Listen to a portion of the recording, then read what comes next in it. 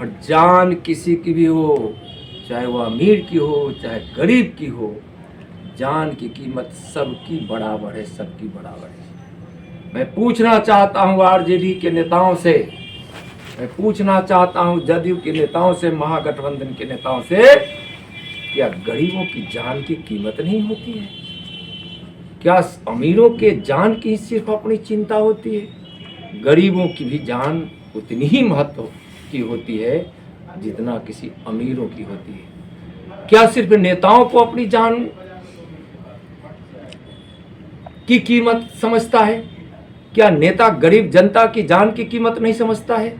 नेताओं को भी ध्यान देना चाहिए कि अगर नेताओं की जिंदगी अगर जितने महत्व की है, उससे ज्यादा महत्व की जिंदगी किसी गांव, गरीब, किसान, मजदूर, व्यापारी, छात्र, नौजवान, महिला, पुरुष, अमीर, गरीब, सबकी जान की कीमत होती है।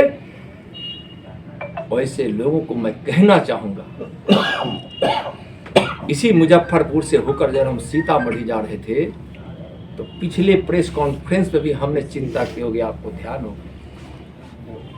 आरजेडी की सरकार थी, बाढ़ आई, अमूल खरीदा गया। उस दुधमुहे बच्चे के लिए जो भूख से अपनी मां के गोद में करा रहा था, इसी रून्नी सैदपुर थाने पर जब किसी तरह से उतनी बाढ़ में जब हम और नवीन किशोर सिन्हा जी उस समय जिंदा थे, नाव के माध्यम से पहुंचे, किसी तरह से आगे जाना था तो लोगों ने रोका भी।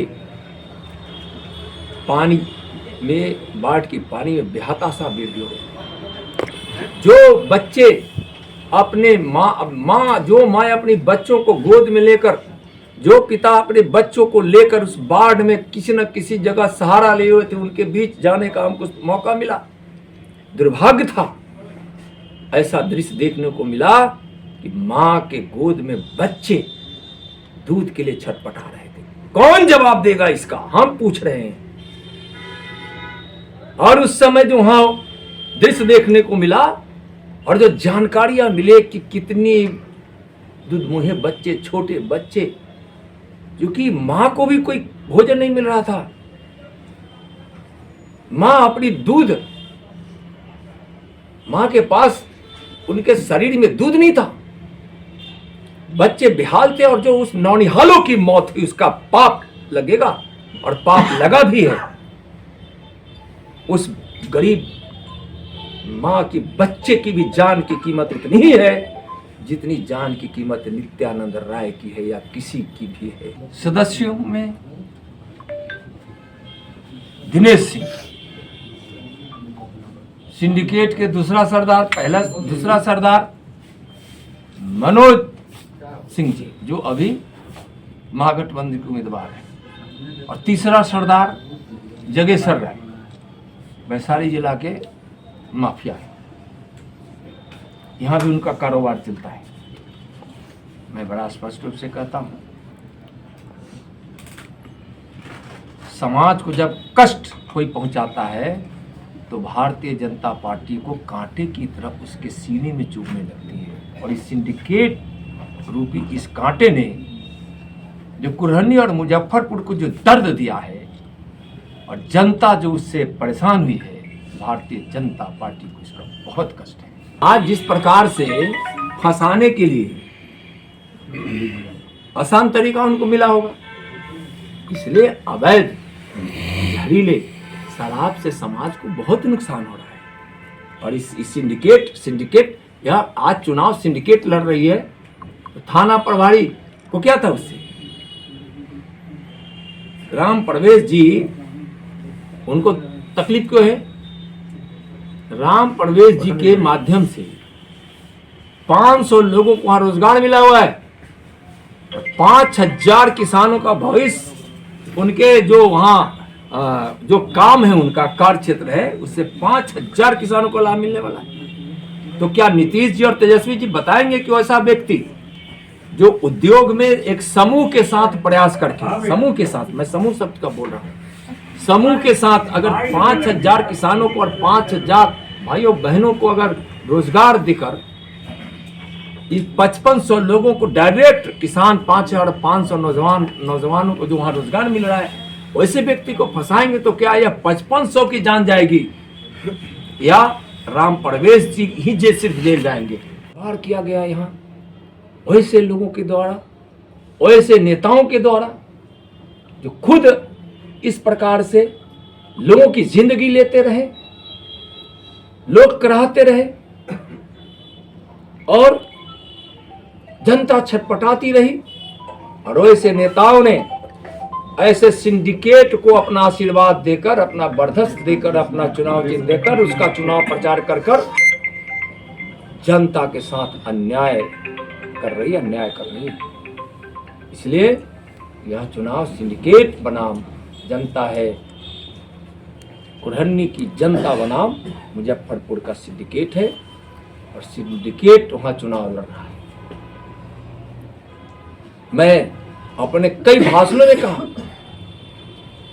कि माननीय प्रधानमंत्री जी ने सिर्फ कुरहन्नी विधानसभा में जन कल्याण की योजनाओं को मैं बता रहा हूं, पूरा नहीं, विकास के सारे इंफ्रास्ट्रक्चर से लेकर बाकी नहीं, जन कल्याण की योजनाओं को, जन कल्याणकारी योजनाओं में 1000 करोड़ लगभग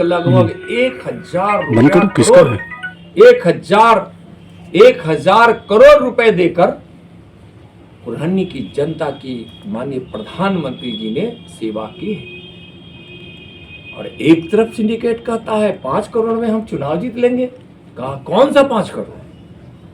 वह 5 करोड़ कहने का संकेत क्या है? जनता कह रही थी, मैं नहीं कह रहा हूं, चौराहे पे कहती कर रही, हम सभा किए, जहां हम जनसंवाद किए वहां कही।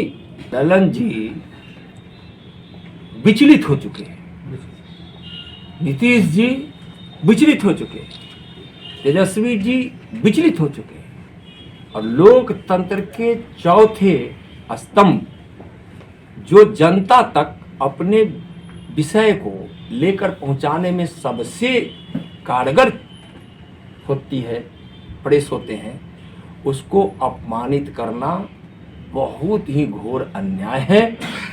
घोर अन्याय है, हम इसकी घोर भर्त्सना करते हैं। पत्रकार बंधुओं की धैर्य, उनकी हिम्मत, उनकी सहनशीलता और उनके लगन के साथ अपने व्यवसाय में यानी प्रेस की दुनिया में जो उनकी तत्परता है, उसको मैं नित्यानंद राय उसको सलाम करता है, नमन करता है। और ललन जी को कहेंगे कि आपने जो अपराध किया है उसके लिए आप माफ़ी मांगिए।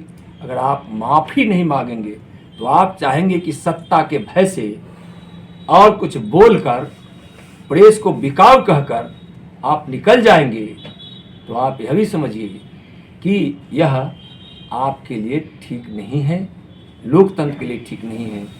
प्रेस को दबाना लोकतंत्र की हत्या है। इसी तरह से 74 में भी 72 में भी प्रेस को दबाने की व्यवस्था की गई, दबाया जा रहा था, गला घोटा जा रहा था। तो लोकतंत्र के एक मजबूत स्तंभ को आपने अपमानित करके एक बड़ा अपराध किया, एक बड़ा अन्याय किया है। इस अन्याय के लिए आप माफी मांगें।